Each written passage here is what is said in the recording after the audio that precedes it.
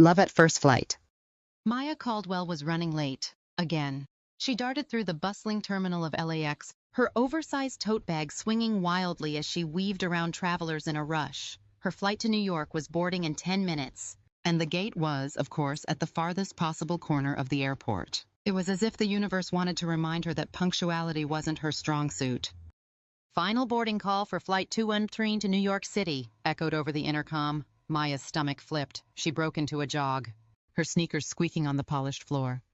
As she turned a corner, her shoulder collided with something solid, or rather someone solid. A coffee cup splattered, spilling its contents all over her white blouse. She looked up, already halfway through an apology, and froze. "Whoa, are you okay?" The man's deep voice matched his striking features. Warm brown eyes, a strong jawline, and hair that looked effortlessly tousled in that just got out of bed but still perfect way. He held up his empty cup and grimaced. "I guess I owe you a new shirt and a new coffee." Maya's brain scrambled to form a coherent response, but all she managed was a breathless, my flight."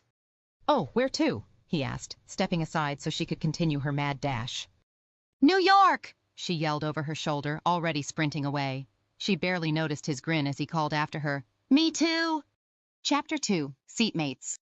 By some miracle, Maya made it to the gate just as they were about to close the doors. She handed her boarding pass to the attendant, who gave her a sympathetic look. "Long day?" "You have no idea," Maya muttered before rushing down the jet bridge. When she found her seat, she sighed with relief. Aisle seat, easy access, perfect. She shoved her bag into the overhead bin and sank into the chair. Just as she was about to close her eyes, someone cleared their throat. She glanced up and froze again. "Coffee guy." "Looks like we're seatmates," he said with a sheepish smile, holding up his ticket. "Mind if I—" Maya shook her head, too stunned to protest. As he settled into the middle seat, she caught a faint whiff of his cologne, something woodsy and clean that made her pulse quicken. "Small world, huh?" he said, buckling his seatbelt. "I'm Alex, by the way." "Maya," she replied. Her voice sounded steadier than she felt. The flight attendant's voice crackled over the intercom, announcing the safety procedures, but Maya barely heard a word. Alex leaned closer, his arm brushing hers. "So what takes you to New York?" And just like that, the conversation began. Chapter 3, Turbulence and Truths. By the time the plane hit a patch of turbulence over the Midwest, Maya felt like she'd known Alex forever. He was a graphic designer with a dry sense of humor and an impressive knowledge of 90s sitcoms. She told him about her job as a freelance writer and her love for cheesy rom-coms. "Favorite rom-com?" he asked, bracing himself as the plane jolted. "Easy," she said, "When Harry Met Sally." He nodded approvingly. "Solid choice. Mine's 10 Things I Hate About You. Heath Ledger, iconic." The turbulence worsened, and Maya instinctively grabbed his hand. "Sorry," she mumbled, pulling away, but he held on. "It's fine," he said softly, his thumb brushing her knuckles.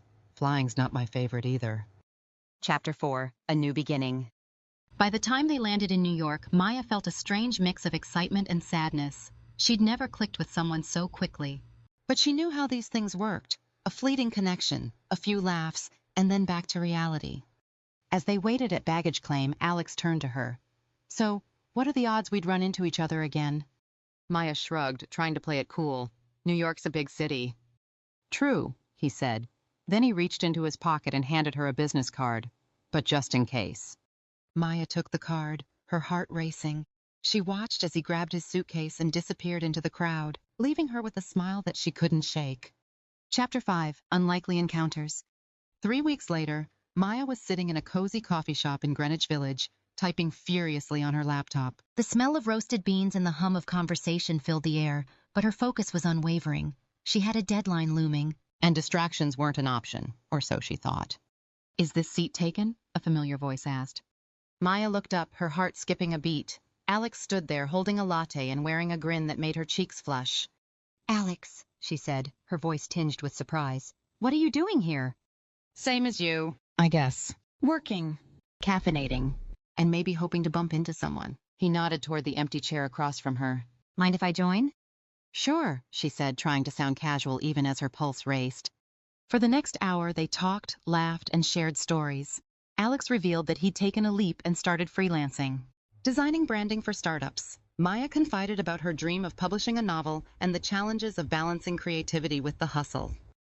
As the coffee shop began to empty out, Alex leaned forward, his expression earnest. Maya, I don't believe in coincidences. Meeting you on that flight felt like something bigger. Her breath caught. You think so? I know so, he said, his gaze unwavering. What do you say we see where this goes? Chapter 6. Building Something Real. From that day on, Maya and Alex became inseparable. Their relationship grew in the way all the best ones do, through shared laughter, mutual support, and a sense of ease that felt like coming home. They explored the city together, from late-night walks in Central Park to weekend trips to obscure museums. Challenges came, of course. Alex's freelance work sometimes kept him up all night, and Maya struggled with the vulnerability of sharing her writing. But they faced it all as a team, learning to communicate and compromise in ways that deepened their bond. One evening, as they sat on the roof of Alex's apartment building, watching the city lights twinkle, he turned to her and said, You know, I think this might be it. What do you mean? Maya asked, tilting her head. I think you're my forever, he said simply. Maya's heart swelled. She reached for his hand, lacing her fingers with his. I think you're mine too,